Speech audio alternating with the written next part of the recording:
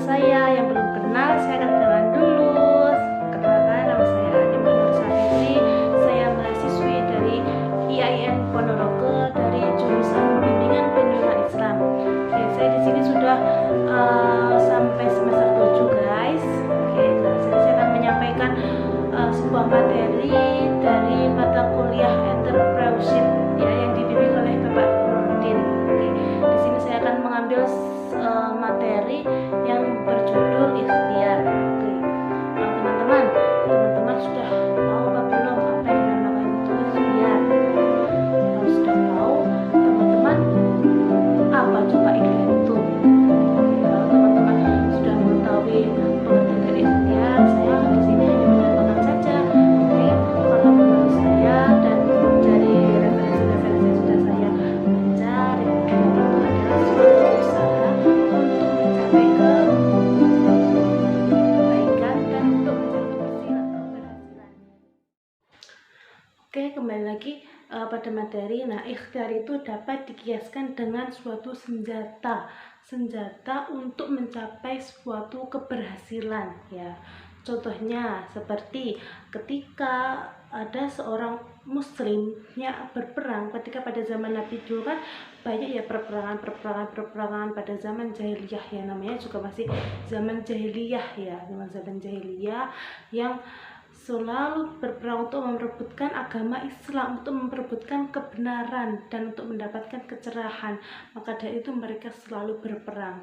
Nah, dalam berperang ini kita itu sama dengan menggunakan ikhtiar. Nah, ikhtiarnya dari kaum muslim itu tadi apa? Dan dari kaum kafir Quraisy itu tadi apa? Ya sama, kalau dari kaum muslim itu adalah ikhtiarnya menggunakan pedang, dan dari kaum kafir Quraisy itu menggunakan apa? Ya menggunakan pedang juga, kan sama, pedang dengan pedang ya kan guys. Nah, kemudian ikhtiar itu harus diselingi dengan berdoa dan berusaha. Kalau kalian hanya mengandalkan berdoa saja, yaitu ya percuma, tidak akan mendapatkan hasil yang sangat maksimal. Nah, ketika orang muslim itu akan berperang, ya dia hanya membawa pedang, sebuah senjata yang mereka gunakan dalam peperangan nanti. Sebelumnya itu pun mereka juga berusaha bagaimana agar perangnya tadi itu bisa menang dan membawa umat Islam itu menjadi bercahaya, an-nur, seperti itu ya guys. Nah, jadi mereka berusaha dan perangan. Nah, ketika menuju peperangan, mereka kan antara orang muslim dan orang kafir Quraisy nanti perang.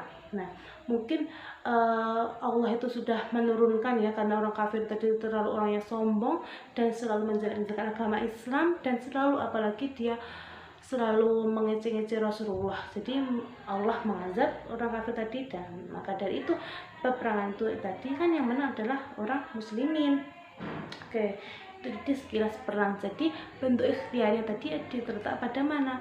Terletak pada senjata yang dibawa oleh kedua kubu tadi berperang. Nah, ketika mereka berperang itu orang muslimun berdoa, ya Allah, semoga dalam peperangan ini kita bisa menang, kita bisa membawa agama Islam menjadi rahmatan lil alamin. Nah, kan ketika orang berikhtiar itu harus diselingi dengan doa.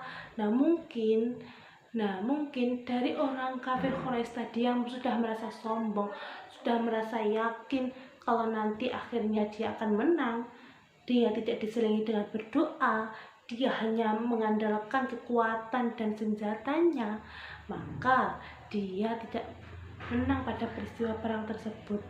Tuh. Terus contohnya lagi, ada seorang pelajar. Nah, itu seorang pelajar itu ketika dia akan ujian, dia kan pasti berusaha. Nah, berusaha itu dia lewat apa? Ikhtiarnya dia biar ujiannya lancar, biar dia mendapat nilai bagus. Itu ikhtiarnya itu lewat apa? Lewat belajar kan, ya kan.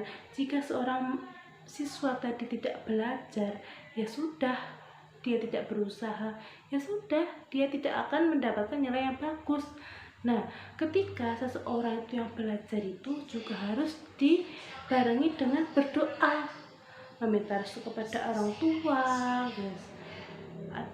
Jadi jangan hanya kalian tuh hanya mengandalkan Allah ujian sinau, hanya belajar sampai pada waktunya sholat pun dia tetap menggunakan belajar hingga dia lupa untuk sholat, ketika dia azan pun juga tidak mendengarkan, hanya fokus untuk belajar. Nah, bentuknya tuh bukan hanya seperti itu saja. Nah, jadi ikhtiar itu dapat dinilai dengan berdoa dan berusaha. Nah, berdoa dan berusaha ini kedua pembahasan berdoa dan berusaha ini harus selalu beriringan. Tidak boleh kalian tuh hanya mengutamakan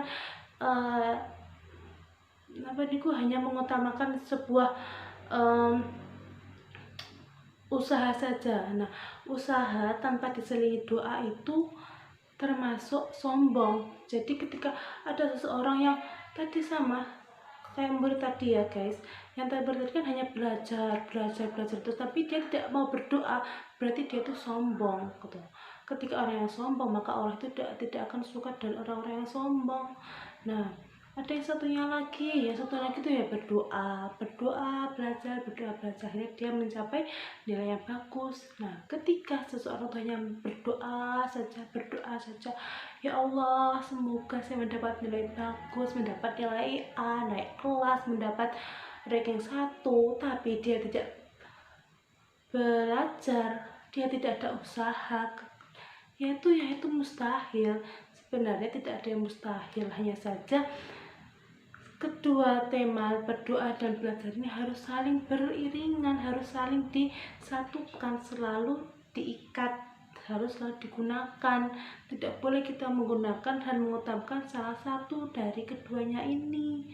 Oke, mungkin cukup sekian ya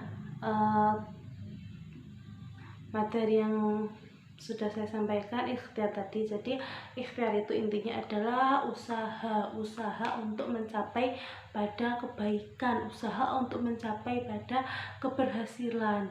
Nah, di dalam ikhtiar itu tidak hanya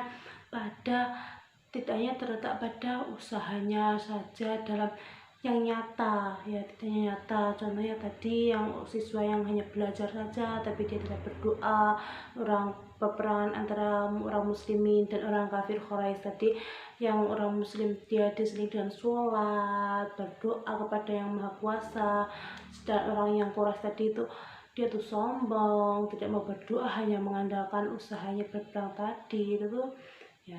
Seperti itu. Jadi ikhtiar itu harus kita selingi dengan usaha dan berdoa. Terkadang ada seseorang itu yang sudah usaha, sudah giat belajar, dia sudah mengeluarkan tenaganya, dan dia juga sudah berdoa. Nah, tapi dalam posisinya dia gagal, atau ya mungkin ketika kalian gagal itu kalian jangan ya Allah, jangan guys, jangan menyesal ya. Mungkin keberhasilanmu itu tidak terletak pada itu. Nah, jadi ya mungkin kalian ketika mendapatkan itu kalian merasa kecewa, kok baca aku sudah usaha, aku wes berdoa tapi nyapok hasil gak maksimal. Ya itu jangan kecewa ya. Kecewa itu boleh, tapi di dalam kecewaan kalian itu kalian harus bisa mengambil hikmahnya. Kalian harus bisa memetik, dan kalian masih punya usaha yang lebih kuat dari yang pertama ini. Mungkin ketika kalian yang gagal yang pertama ini, kalian tuh mungkin keberhasilan bukan yang terletak pada yang ini, mungkin kalian terletak pada langkah selanjutnya, seperti itu. Oke guys, mungkin cukup sekian penyampaian materi ikhtiar dari saya.